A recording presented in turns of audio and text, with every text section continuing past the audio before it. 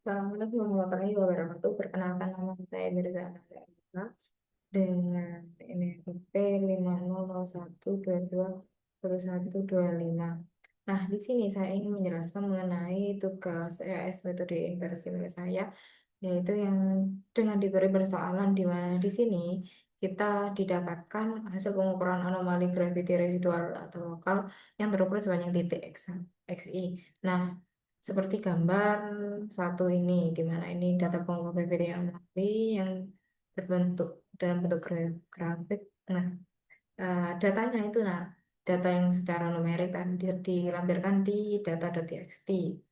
Nah, di sini tugasnya kita itu buat menentukan nilai parameter A, H, D, eta, dan G, dan solusi gravity anomali menggunakan metode Monte Carlo, simulator annealing, sama kinetic algorithm. Nah, oke.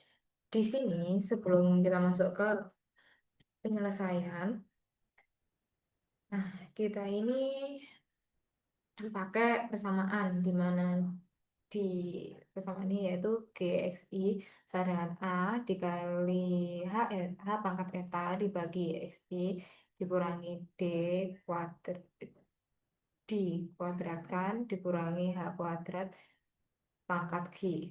Nah, perlu dicatat di mana eta ini dan fungsi ini itu fungsio, secara fungsionalnya itu bakal ganti energi yang ditemukan dalam model anomali SP. Nah, berikut kode function SP yang udah saya ubah ini.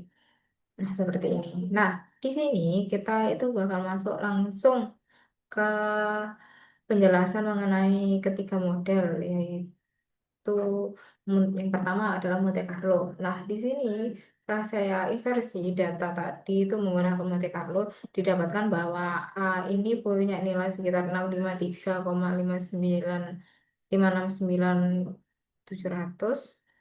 dan D itu 0,79, H sama dengan 0,002 dan eta sebesar 1,78.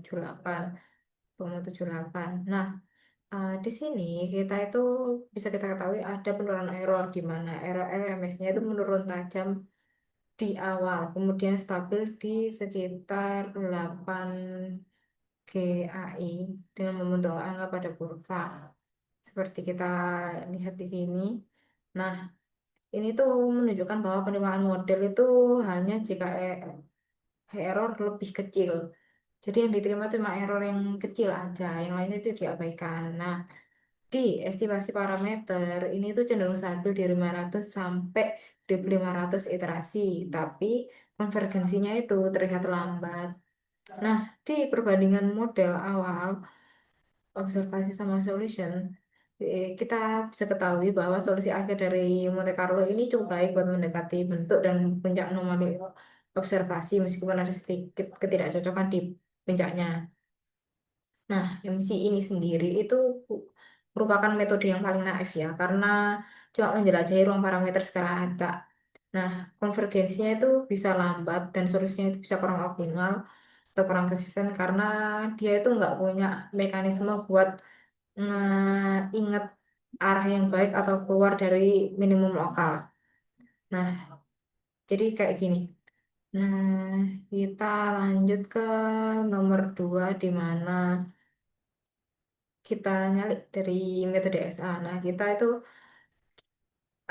hasilnya setelah diinversi menggunakan simulated annealing, dapatkan A sekitar minus 586.776 sekian, D yaitu sebesar 0,655, H sebesar 8,93 sekian, dan eta sekitar 1,7.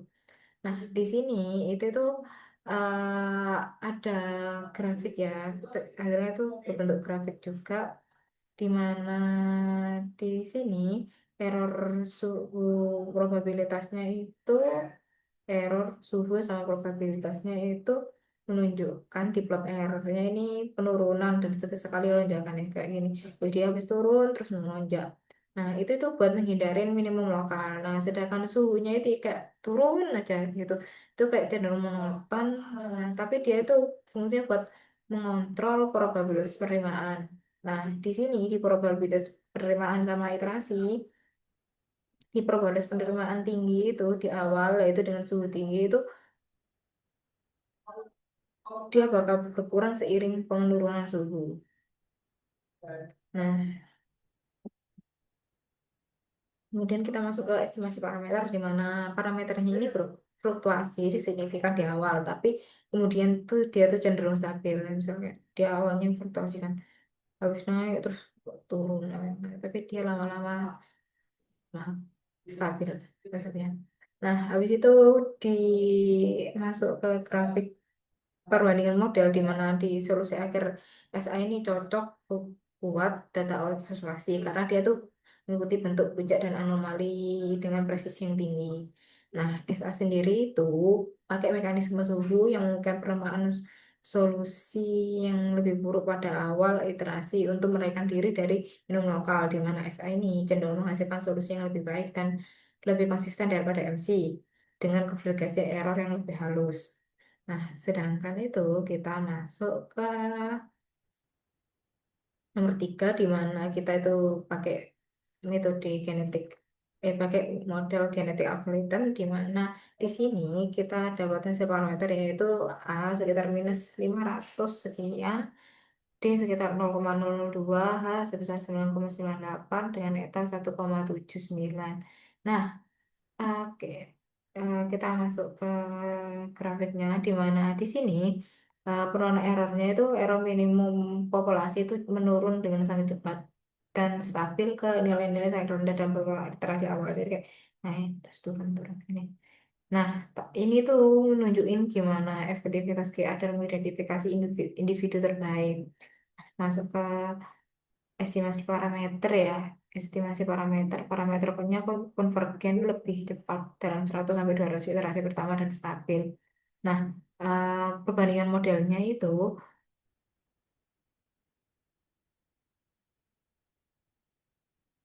perbandingan modelnya ini itu solusi akhir GA ini menunjukkan kecocokan yang bagus dengan data observasi, di mana dia bisa mengikuti data dengan presisi tinggi di seluruh rentang X.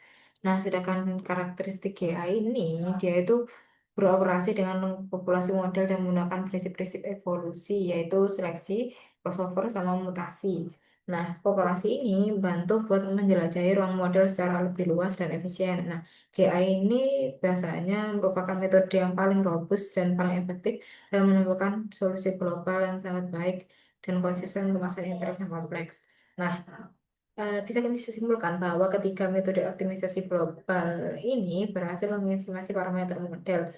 Namun, bisa kita ketahui bahwa genetik algoritma terbukti paling unggul dengan konversi yang cepat dan solusi yang akurat, di mana metode ini itu menjadi merupakan yang paling robust dan efektif buat inversi anomali gravitasi. Nah, simulated annealing itu lebih stabil buat menghasilkan solusi presisi tinggi, tapi Monte Carlo itu menunjukkan konversi yang lebih lambat dan jadi solusinya kurang optimal. Nah, oke, sekian dari saya. Wassalamualaikum warahmatullahi wabarakatuh.